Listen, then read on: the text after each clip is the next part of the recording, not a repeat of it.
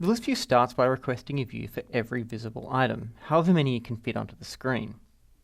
It'll also create a couple in either direction, to make sure that we can scroll without seeing a flicker as a new view is created and populated.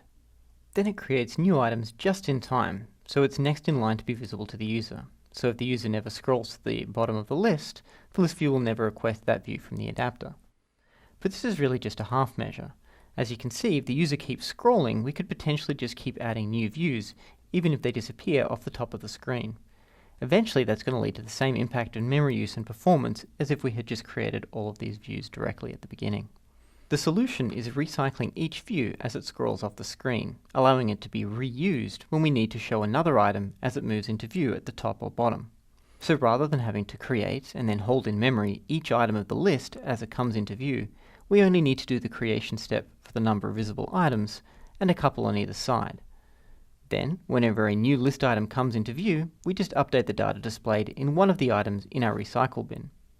The result? Less memory overhead, smoother scrolling, and less view management you have to do yourself.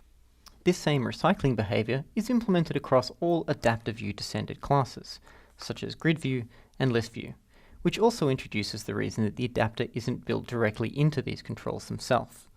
By keeping them separate, your adapter defines how to display each element of the underlying data, while the adaptive view implementation itself is responsible for controlling how each of these elements is laid out, be it a list or a grid in these particular instances.